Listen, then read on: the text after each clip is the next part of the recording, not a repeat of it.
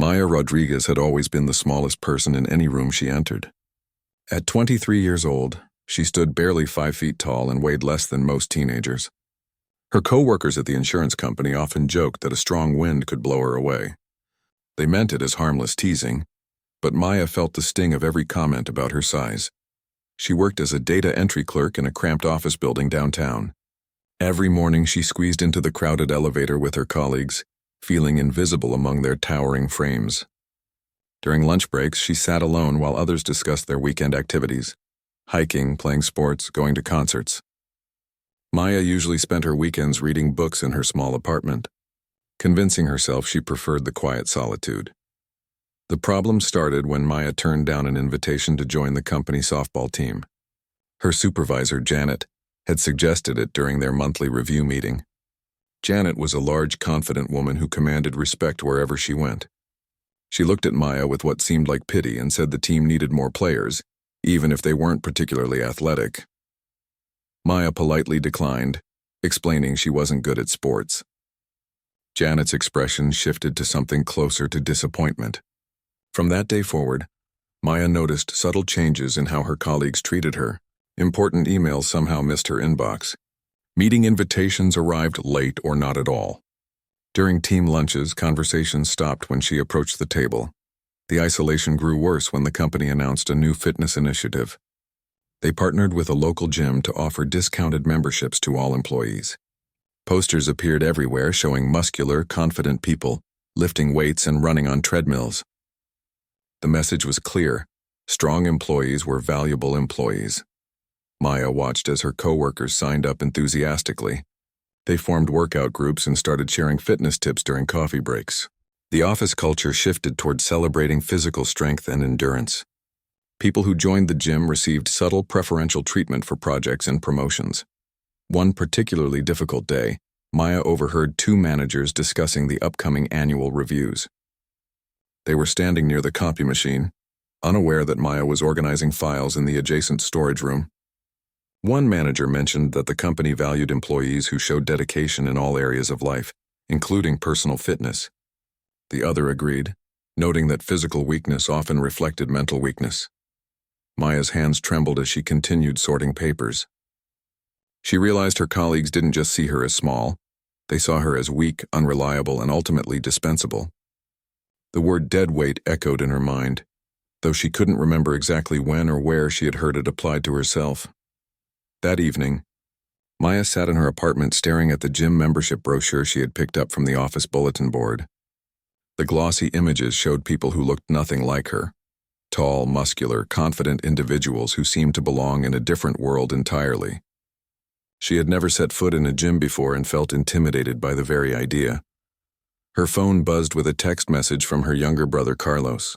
He was visiting from college and wanted to grab dinner. Maya agreed, grateful for any distraction from her spiraling thoughts about work and her perceived inadequacy. They met at a small Mexican restaurant near Maya's apartment. Carlos immediately noticed his sister's subdued mood. Growing up, Maya had been his protector and role model despite being only 3 years older. She had always been small, but she had also been fierce when defending him from neighborhood bullies. Over enchiladas and rice, Maya found herself confessing her workplace struggles to Carlos. She described the isolation, the subtle discrimination, and her growing fear that she might lose her job simply for being physically small and weak. Carlos listened intently, occasionally asking questions but mostly letting his sister express her frustrations. When Maya finished her story, Carlos was quiet for a long moment. Then he shared something that surprised her. He had started working out in college not to become huge or intimidating, but to feel more confident and capable. He suggested that Maya consider trying something physical, not to please her coworkers, but to prove to herself that size didn't determine strength or worth. Maya felt a spark of something she hadn't experienced in months, curiosity mixed with determination. She asked Carlos about his workout routine and was surprised to learn that he focused primarily on bodyweight exercises and light weights.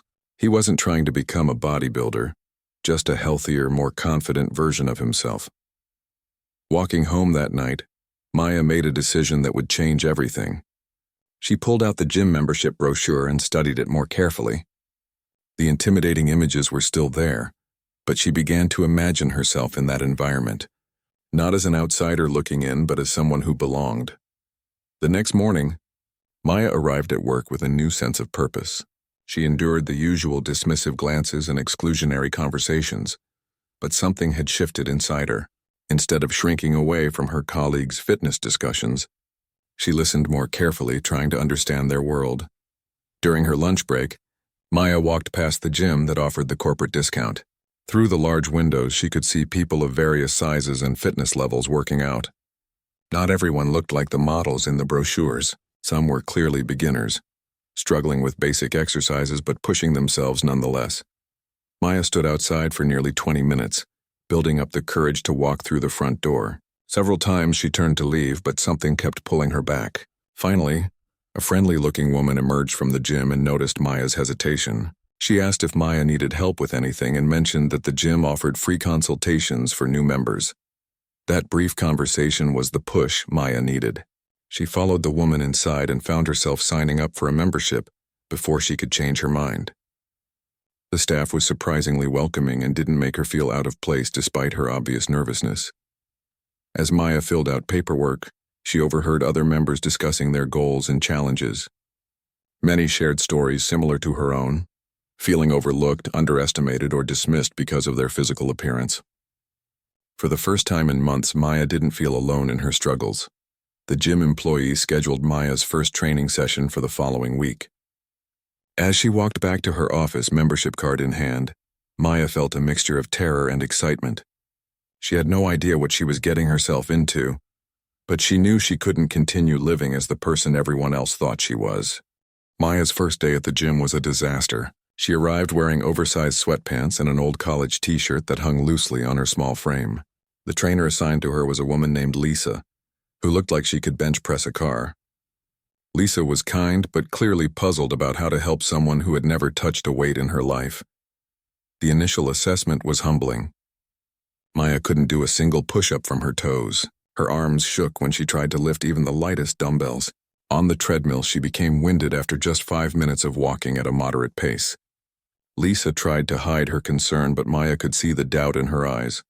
Other gym members occasionally glanced in Maya's direction, some with curiosity, others with what looked like pity. Maya felt like an imposter in this world of grunting, sweating, confident people who seemed to speak a language she didn't understand. Terms like reps, sets, macros, and gains flew around her while she struggled to figure out how the water fountain worked. After that first session, Maya sat in her car for 20 minutes crying from embarrassment and physical exhaustion. Every muscle in her body ached, and she couldn't imagine returning the next day. She seriously considered canceling her membership and pretending the whole experiment had never happened, but something Carlos had said during their dinner kept echoing in her mind. He had told her that everyone starts somewhere, and the only real failure was giving up before giving herself a real chance. Maya wiped her tears, drove home, and marked her calendar for the next workout session. The second week was marginally better. Lisa had clearly done some research on training beginners because she approached Maya's workouts completely differently. Instead of focusing on what Maya couldn't do, Lisa highlighted small improvements. Maya's push-ups from her knees lasted a few seconds longer. She could hold a plank for 15 seconds instead of 10. The 5-pound dumbbells felt slightly less impossible. Maya began to notice other beginners at the gym who were struggling with similar challenges. There was an older man named Frank, who was recovering from a heart attack and could barely walk on the treadmill without getting winded. A young woman named Sarah was trying to rebuild her strength after a car accident had left her bedridden for months. These people became Maya's unofficial support system, even though they rarely spoke directly. The real breakthrough came during Maya's third week. Lisa introduced her to the concept of progressive overload, gradually increasing the difficulty of exercises over time. The idea that strength could be built systematically like any other skill was revolutionary to Maya. She had always believed that people were either naturally strong or naturally weak, with no possibility of change. Lisa explained that muscle growth and strength development followed predictable patterns if you provided consistent stimulus and adequate recovery. Maya's small size, which she had always seen as a limitation, actually offered some advantages. She needed fewer calories to maintain her weight, could recover faster from workouts, and would see visible changes more quickly than larger people. This scientific approach to fitness appealed to Maya's analytical mind. She started tracking her workouts meticulously, recording weights, repetitions, and how she felt during each exercise. The data showed undeniable progress even when Maya couldn't feel it herself. Week by week, the numbers improved. Maya's coworkers began to notice changes, though not necessarily positive ones. She started declining happy hour invitations because she had scheduled workout sessions. She brought protein-rich lunches instead of eating whatever was convenient. During conversations about weekend plans, Maya talked about gym sessions instead of Netflix marathons. Some colleagues seemed annoyed by Maya's new priorities. Janet, her supervisor, made several comments about Maya's sudden obsession with fitness and wondered aloud whether it might be affecting her work performance. Maya's productivity had actually improved. The physical activity helped her focus and gave her more energy, but Janet seemed determined to find fault. The office dynamics became more strained when Maya started educating herself about nutrition and exercise science. She read articles during lunch breaks and watched training videos on her phone. When coworkers made jokes about crash diets or complained about being too busy to exercise, Maya occasionally offered helpful suggestions based on what she was learning. Her colleagues interpreted this as Maya thinking she was better than them, when in reality she was just excited to share knowledge that had helped her. The social isolation that had motivated Maya to join the gym actually got worse as she developed new interests and priorities that didn't align with office culture. One particularly challenging day, Maya overheard two coworkers discussing her transformation with obvious skepticism. They speculated that Maya was probably taking some kind of supplements or following an extreme diet that she would eventually quit. One suggested that Maya was just going through a phase and would return to her old habits within a few months. Instead of feeling discouraged, Maya felt motivated to prove them wrong. She realized that her colleagues' dismissive attitude revealed their own insecurities about fitness and health. They needed to believe that Maya's progress was temporary or artificial because the alternative, that anyone could change with consistent effort, threatened their excuses for not trying themselves. Maya's workouts became more intense and focused. Lisa introduced her to compound movements like squats, deadlifts, and pull-ups.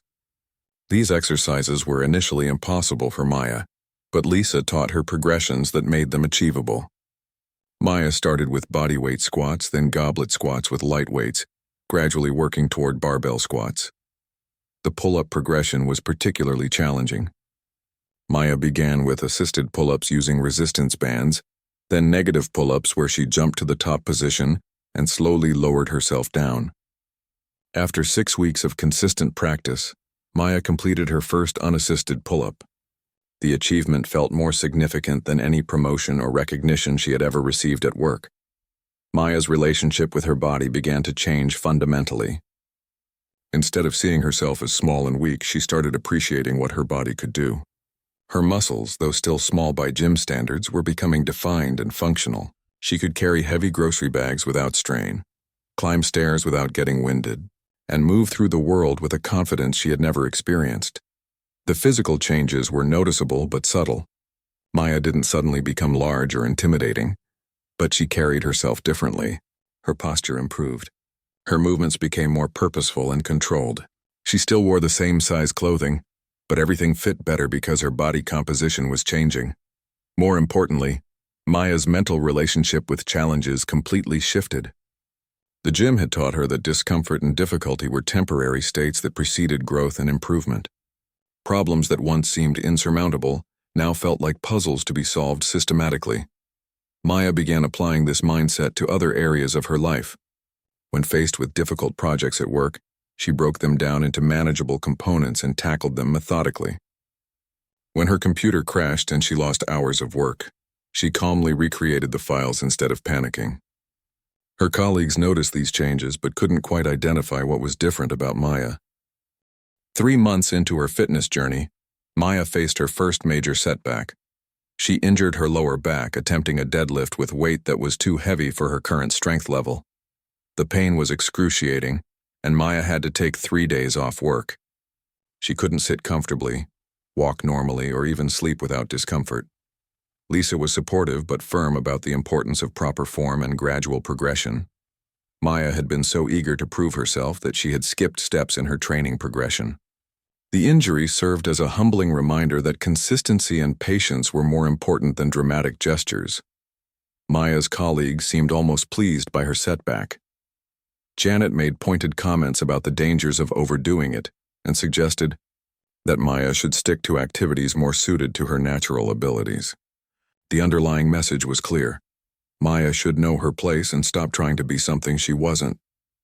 During her recovery, Maya felt tempted to quit. The injury was painful and embarrassing.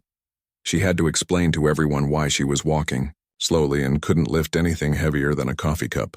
Part of her wondered if her coworkers were right. Maybe she was fooling herself by thinking she could become strong. But the forced rest period also gave Maya time to reflect on how much had changed in just 3 months. Despite the current setback, she was undeniably stronger and more confident than when she started. The injury was a temporary problem, not a permanent failure. Maya used her recovery time to educate herself more thoroughly about proper training techniques and injury prevention. She read books, watched educational videos, and consulted with a physical therapist. Instead of seeing the injury as a reason to quit, she treated it as valuable learning experience. When Maya returned to the gym 2 weeks later, she approached her workouts with renewed respect for the process. She focused on perfecting her form, with lighter weights rather than chasing impressive numbers. Lisa was impressed by Maya's maturity and dedication during the recovery process. The injury had an unexpected positive effect on Maya's relationship with other gym members. Several people shared their own stories of setbacks and recovery. Frank, the heart attack survivor, told Maya about a shoulder injury that had nearly ended his fitness journey. Sarah, the car accident survivor, described months of frustration when her progress seemed to stall. These conversations helped Maya realize that setbacks were a normal part of any meaningful pursuit. The people she admired most at the gym weren't those who had never faced challenges, but those who had overcome difficulties and continued moving forward. Maya's approach to work also became more strategic during this period. Instead of trying to prove herself through grand gestures, she focused on consistent excellence in her daily responsibilities. She volunteered for challenging projects and delivered high-quality results without calling attention to her efforts. Her supervisor Janet seemed frustrated by Maya's steady competence. It was harder to criticize someone who consistently met deadlines, solved problems efficiently, and maintained a positive attitude despite facing subtle hostility from colleagues. Maya's confidence grew as she proved to herself that the mental toughness she was developing in the gym translated to other areas of life. When a difficult client screamed at her over the phone, Maya remained calm and professional. When her computer system crashed during a critical deadline, she methodically worked through backup procedures without panicking. The real test came when the company announced layoffs due to budget constraints. Maya's department would be reduced from 12 employees to 8.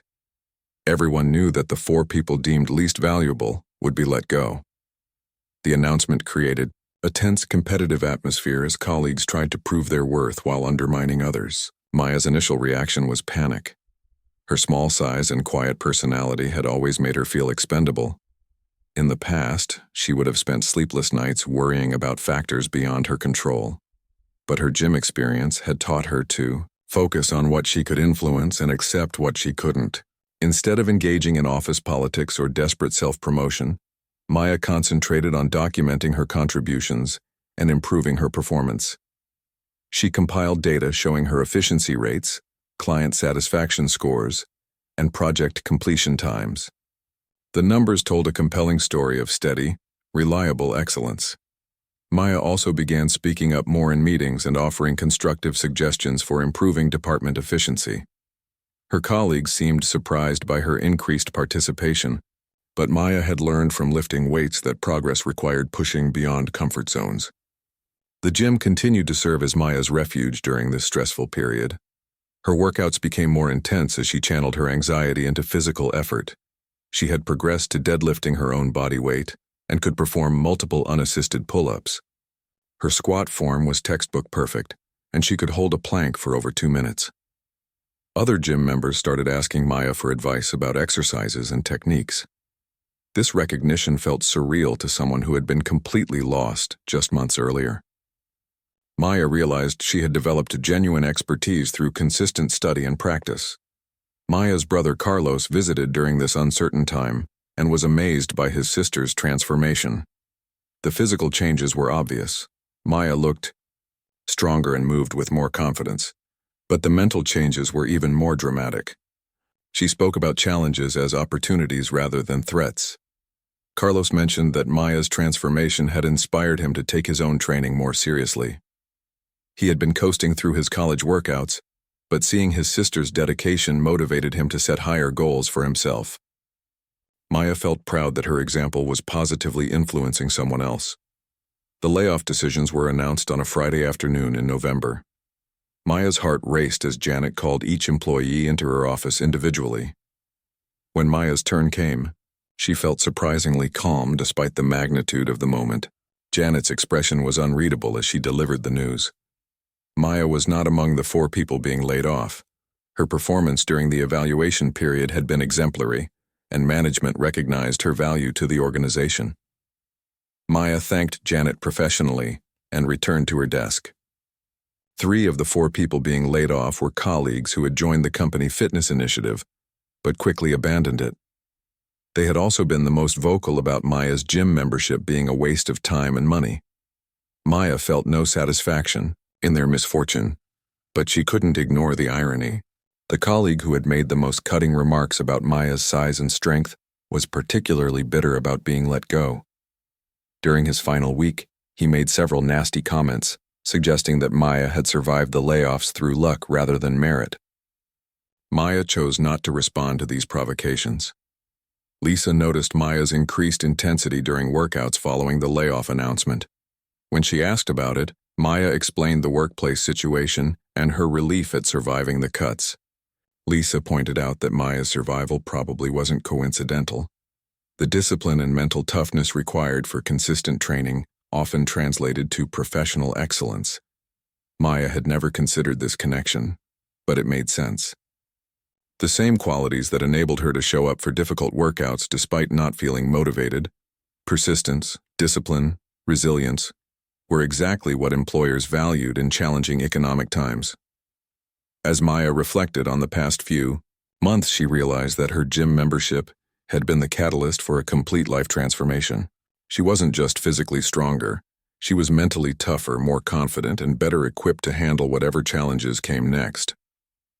6 months into her transformation, Maya faced an unexpected challenge that would test everything she had learned. The gym announced it was closing down permanently due to financial difficulties. The news hit Maya like a physical blow. The gym had become her sanctuary, her source of strength and her primary social outlet.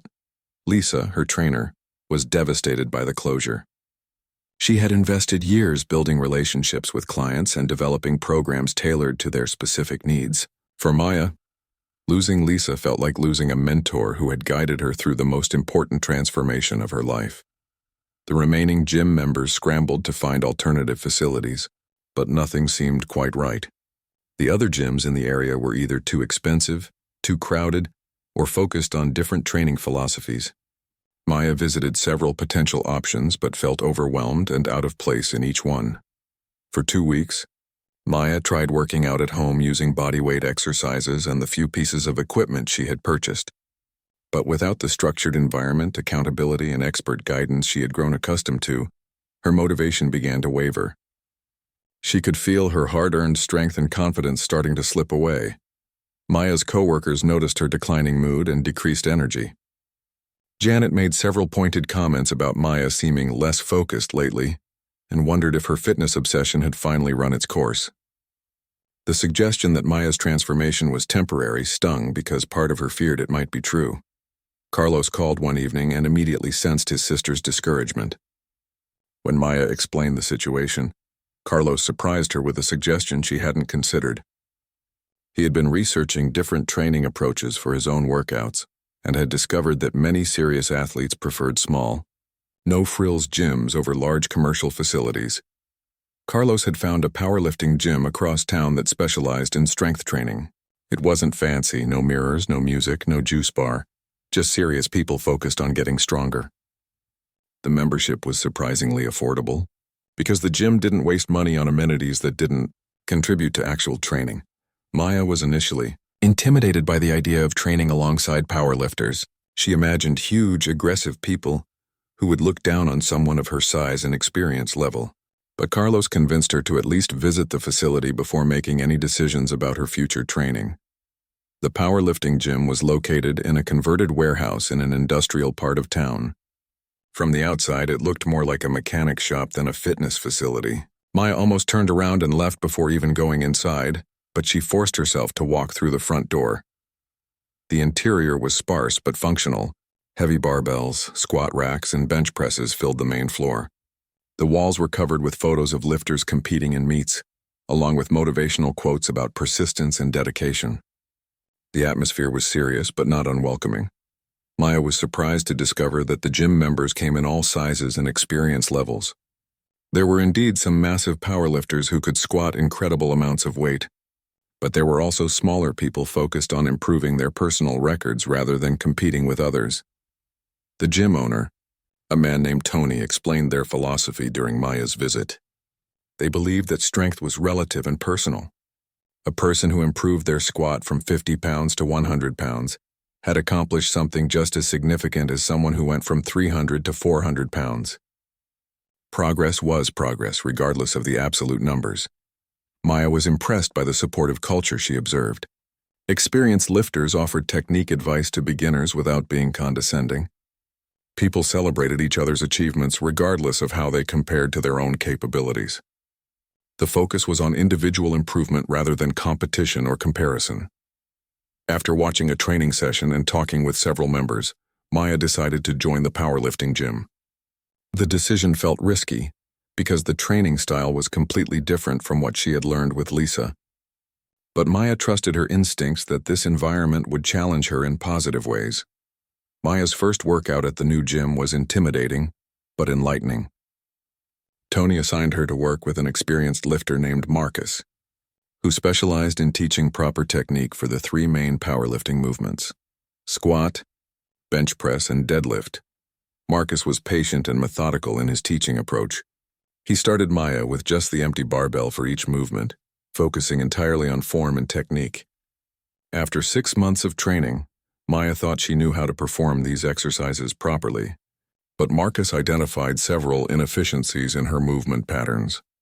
The emphasis on perfect technique resonated with Maya's analytical mind. Marcus explained that powerlifting was as much about physics and biomechanics as it was about raw strength.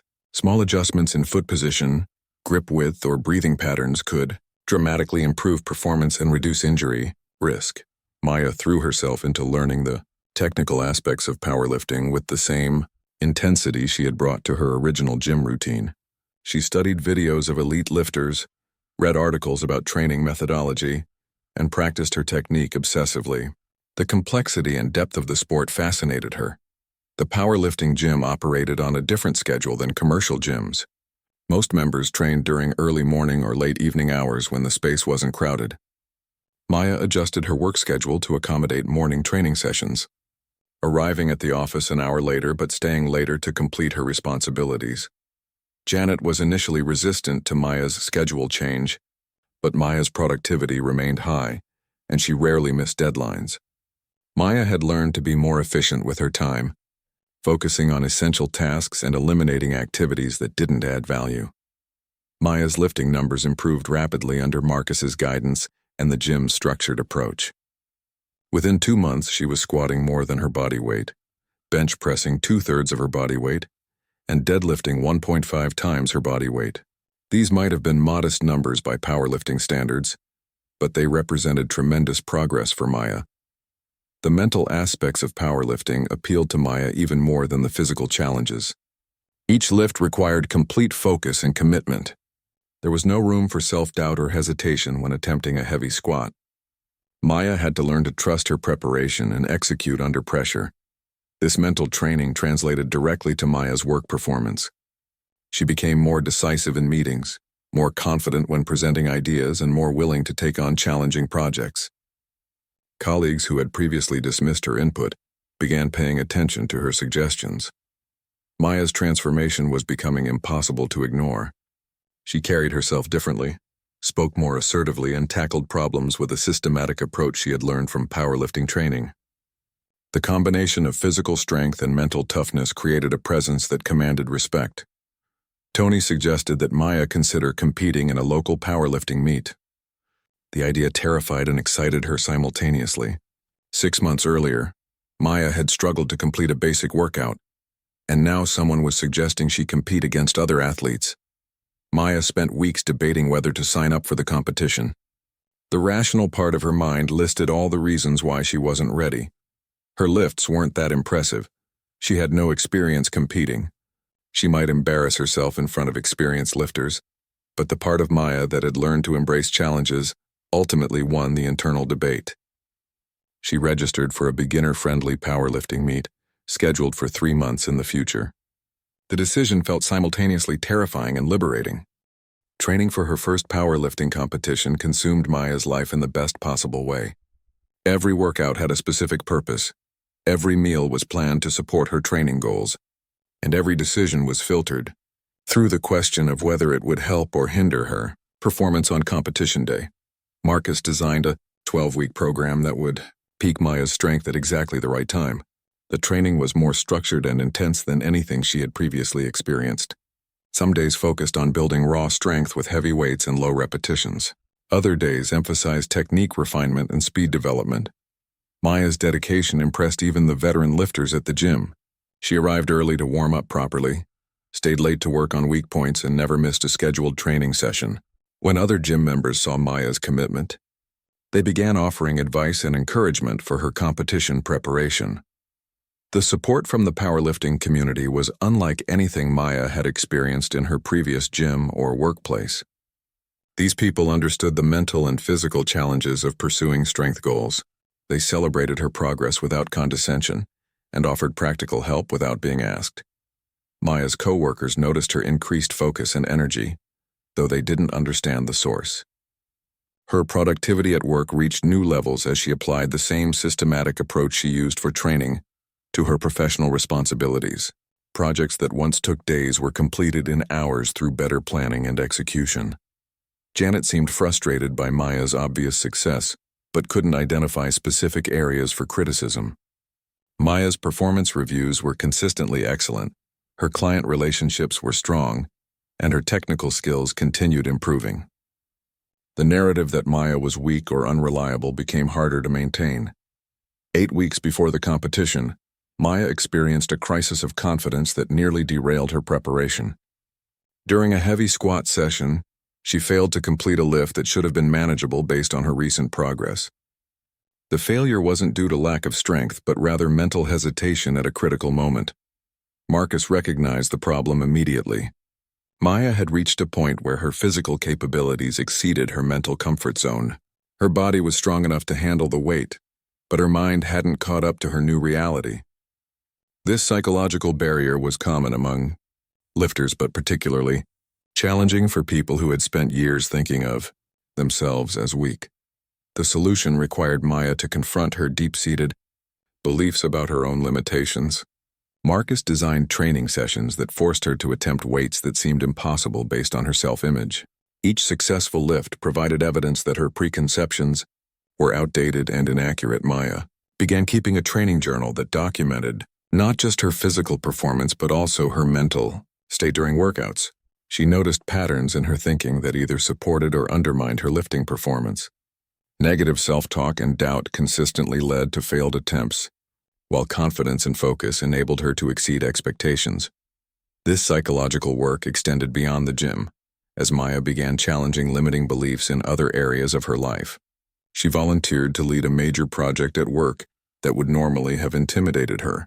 When Janet expressed surprise at Maya's initiative, Maya calmly explained that she was ready for increased responsibility. The project Maya volunteered to lead involved coordinating between multiple departments to streamline the company's client onboarding process.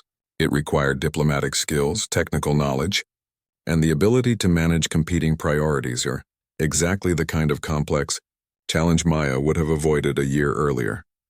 Maya approached the project with the same methodical preparation she used for powerlifting, she interviewed stakeholders to understand their needs, identified potential obstacles before they became problems, and created detailed timelines with built-in contingencies. Her colleagues were impressed by her thoroughness and leadership capabilities.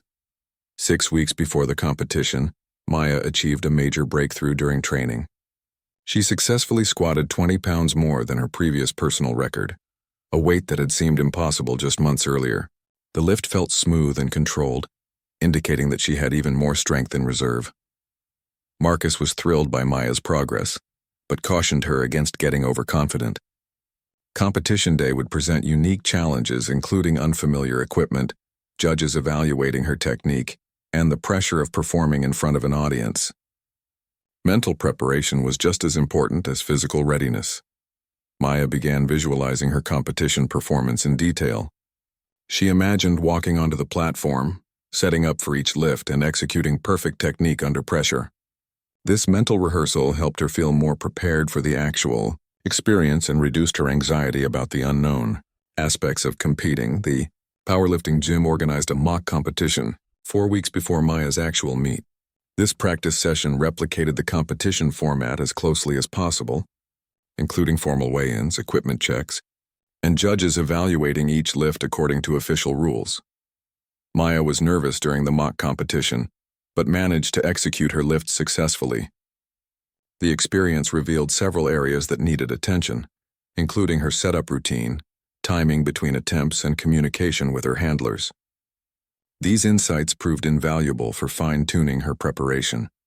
Maya's confidence grew as the competition approached, but she also felt the weight of expectation from her gym community. Many members planned to attend the meet to support her, and Maya felt pressure to perform well and represent the gym positively. This external pressure was new and somewhat overwhelming. Carlos planned to drive up from college to watch Maya compete. Their parents, who had been skeptical of Maya's fitness journey, also expressed interest in attending. Maya felt touched by their support, but also anxious about performing in front of family members who had never seen her in an athletic context. 2 weeks before the competition, Maya's workplace dynamics shifted dramatically when Janet announced her resignation to take a position with another company. The news surprised everyone, but Maya felt a mixture of relief and concern. Janet's constant criticism had been stressful, but her departure might also create uncertainty about Maya's position. The interim supervisor assigned to Maya's department was a man named David, who had a reputation for being fair and results-oriented. During his first meeting with Maya, David reviewed her recent performance and expressed appreciation for her leadership on the client onboarding project. He seemed impressed by her initiative and professionalism. Maya realized that Janet's departure removed a significant source of negativity from her work environment. Without constant criticism and subtle undermining, Maya felt more relaxed and confident at the office. Her relationships with colleagues also improved as Janet's influence waned. Training during the final 2 weeks before competition focused on maintaining strength while ensuring Maya felt fresh and confident. Marcus reduced the training volume significantly, but maintained intensity to keep Maya's nervous system primed for maximum performance. Maya's sleep patterns improved as her anxiety about the competition decreased. The months of preparation had given her confidence in her abilities, and she felt ready to test herself against the standards of official powerlifting competition. The unknown aspects of the experience still felt intimidating, but Maya had learned to embrace challenges rather than avoid them. 3 days before the competition, Maya received an unexpected email from Lisa, her original trainer from the closed gym. Lisa had heard about Maya's powerlifting journey through mutual connections and wanted to express her pride in Maya's progress. The message meant more to Maya than Lisa probably realized, representing validation from someone who had witnessed her transformation from the very beginning. Maya spent the evening before competition reviewing her technique videos and visualizing successful lifts. She felt a calm confidence that would have been impossible to imagine when she first walked into a gym 10 months earlier. Regardless of how the competition went, Maya knew Competition day arrived with crisp morning air and Maya's alarm going off at 5:30 a.m. She had barely slept, not from nerves but from excitement. The woman who once trembled at the thought of entering a gym now felt eager to test herself against official powerlifting standards in front of judges and spectators. Maya's pre-competition routine was methodical and calming. She ate the breakfast she had practiced during training, oatmeal with banana and coffee, and arrived at the venue 2 hours early for equipment check and weigh-ins. The competition was held in a high school gymnasium that had been transformed into a powerlifting arena with platforms, lights, and seating for spectators. The other competitors came in all sizes and experience levels, from teenage beginners to veteran lifters in their 60s. Maya felt a sense of belonging that would have been impossible to imagine months earlier. She was no longer an outsider looking in. She was an athlete preparing to compete. Marcus arrived early to serve as Maya's handler, the person responsible for loading her attempts and providing coaching between lifts. His calm presence helped Maya feel grounded as she navigated the unfamiliar competition environment. Tony and several other gym members also came to support her, creating a small but enthusiastic cheering section. Maya's family arrived just before competition began. Carlos looked proud but nervous, while her parents seemed amazed by the transformation in their daughter. Maya's mother whispered to Carlos that she barely recognized the confident, focused woman preparing to lift heavy weights in front of strangers. The competition format gave each lifter 3 attempts at squat, bench press, and deadlift. Maya's opening attempts were weights she could lift easily even on her worst day. Marcus had chosen these numbers to ensure she got on the board with successful lifts, building confidence for the heavier attempts that would follow. When Maya's name was called for her first squat attempt, she felt a surge of adrenaline unlike anything she had experienced. Walking onto the platform under the bright lights with judges watching her every movement was simultaneously terrifying and exhilarating. The weight felt light on her back as she descended into the squat position and drove upward with explosive power. The head judge's call of "good lift" sent waves of relief and excitement through Maya's support crew. She had successfully completed her first official powerlifting attempt and was no longer a spectator, but a competitor. The smile on her face as she walked off the platform was radiant and infectious. Maya's second squat attempt was 15 pounds heavier than her opener, but still within her comfortable range. She executed the lift with the same controlled aggression, earning another "good lift" from the judges. With 2 successful attempts, Maya had already exceeded her minimum goals for the competition. Her third squat attempt was ambitious, a weight that would represent a 10-pound personal record if successful. Marcus had debated whether to attempt this number, but Maya's confidence during warm-ups convinced him she was ready for the challenge. The lift felt heavy but manageable, and Maya drove through the sticking point with determination that impressed even experienced competitors watching from the stands. The bench press had always been Maya's most challenging lift due to her smaller frame and limited upper body mass. Her opening attempt was conservative, focusing on perfect form and rhythm. The lift moved smoothly from chest to lockout, earning approval from judges and building Maya's momentum for the heavier attempts. Maya's second bench press attempt pushed into territory she had only achieved once during training. The weight felt heavy in her hands as she lowered it to her chest, paused for the judge's press command, and drove it upward with everything she had. The bar moved slowly but steadily, and Maya locked out the weight just as her strength began to fade. For her third bench press attempt, Maya chose a weight that would represent a 5-pound personal record. The attempt was risky because failure would mean she finished with only 2 successful bench press lifts, but Maya had learned to embrace calculated risks. The lift required perfect technique and maximum effort, but Maya had both in abundance that day. The deadlift was Maya's strongest event, and her final opportunity to post impressive numbers. Her opening attempt felt like a warm-up weight, moving from floor to lockout with authority that surprised spectators who hadn't expected such power from someone her size. The successful lift put Maya in contention for a respectable total score. Maya's second deadlift attempt was 20 pounds heavier than her opener and moved almost as easily. The crowd, which included several competitors who had finished their own lifting, began paying attention to the small woman who was putting up surprisingly strong numbers relative to her body weight. The third deadlift attempt would determine Maya's final total and her placing in the competition. Marcus suggested a weight that would result in a 15-pound personal record if successful. Maya felt no hesitation as she approached the bar, knowing that months of preparation had led to this moment. The weight broke from the floor smoothly and accelerated through the middle portion of the lift. As Maya approached lockout position, the bar seemed to slow, and for a moment it appeared she might not complete the lift. But Maya's mental toughness, forged through months of pushing past perceived limitations, carried her through. She locked out the weight and held it until the judge's down command, then lowered it with control and satisfaction. Maya's final total placed her third in her weight class out of 8 competitors. More importantly, she had achieved personal records in all 3 lifts and demonstrated to herself and everyone watching that size didn't determine strength or worth. The woman who had once been dismissed as dead weight had become a force to be respected. The award ceremony was emotional for Maya and her support team.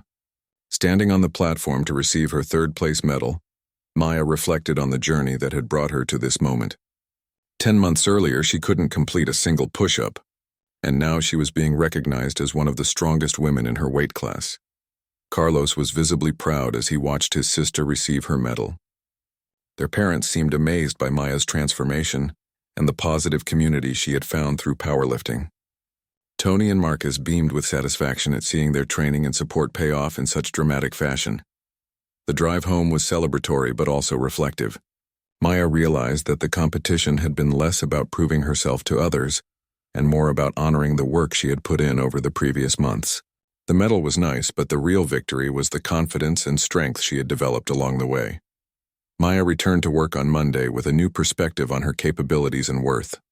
The woman who had once felt invisible and expendable now knew she could set ambitious goals and achieve them through consistent effort and smart preparation. Her colleagues noticed the change immediately, though they couldn't quite identify what was different. David, the interim supervisor, called Maya into his office to discuss her future with the company. He had been observing her performance and leadership qualities and wanted to offer her a promotion to team leader position. The new role would involve more responsibility, better compensation, and the opportunity to shape department policies. Maya accepted the promotion without hesitation, knowing she was ready for the challenge. The same qualities that had enabled her to transform from a weak, insecure person into a competitive powerlifter. Persistence, discipline, strategic thinking, and mental toughness would serve her well in a leadership role. 6 months later, Maya's department was recognized as the most efficient and productive in the company. Her leadership style, which emphasized systematic improvement and supporting team members' individual growth, had created a positive culture that attracted top talent and delivered exceptional results. Maya continued competing in powerlifting meets, setting new personal records and earning respect within the sports community. But her greatest achievement wasn't the medals or recognition. It was the complete transformation of her identity from someone who accepted limitations to someone who systematically demolished them. The woman her former colleagues had once considered dead weight had become the foundation upon which others built their own success. Maya's story proved that strength wasn't about size or natural ability, but about the willingness to do the work necessary to become who you were meant to be.